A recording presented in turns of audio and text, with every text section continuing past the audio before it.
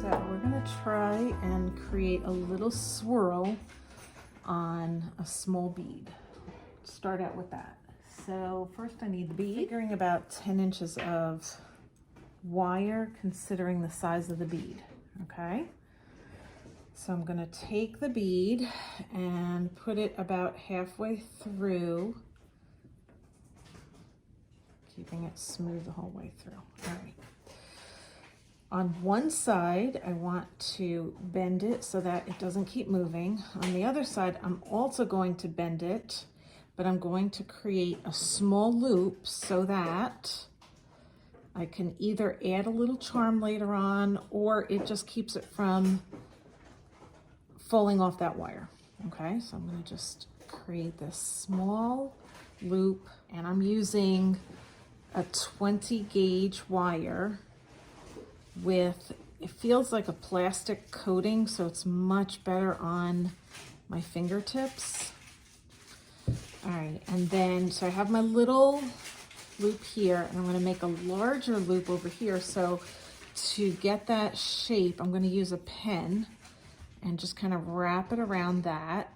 And even though it's gonna be a big loop, I think it will be okay because I'm gonna make that into kind of like the bail. So it'll be nice and big for that to get over a ribbon necklace. Okay. So I'm going to twist this around and find a way for it to meet down in the middle of the bead, okay? And then I'm gonna take this and bring it the other end, okay? So coming from the opposite direction, we're going to, here, I'm gonna pull this down a little bit further, and I keep pressing against the bead so that I'm not getting too many kinks. I'm trying to let the wire go naturally against the bead. So I'm gonna have it come up almost like it's parallel. And I keep using my finger to smooth and pull and smooth and pull. Okay, so now we've got two parallel lines that are going to cross over each other, okay, like that.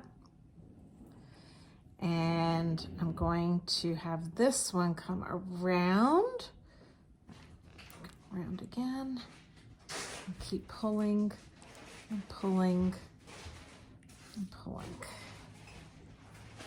And this thumb here, I keep pressing up against while I'm spinning, so that way it smoothly goes around, or as smooth as it can. So this swirl looks like it's headed toward the top part of this bead and leaving a little bit more, which is fine.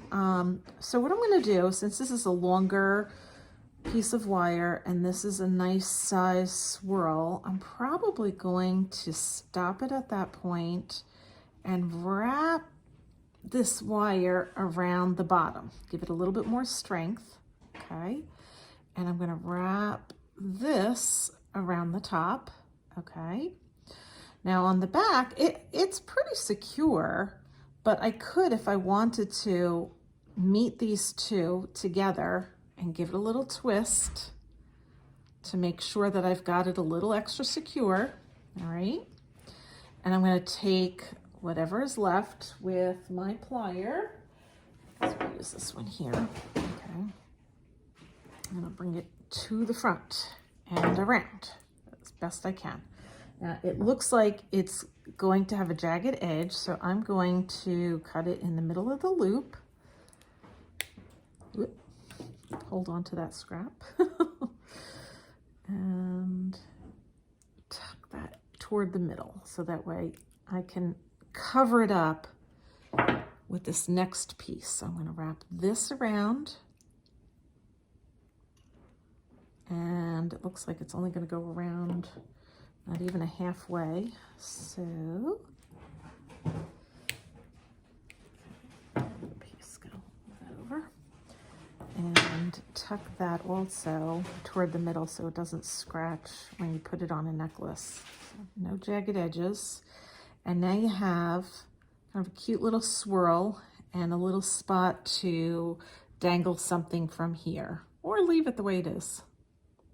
And you'd put 2 jump rings on, or use this as a bail if you twist it so that you can thread the necklace in and it hangs straight.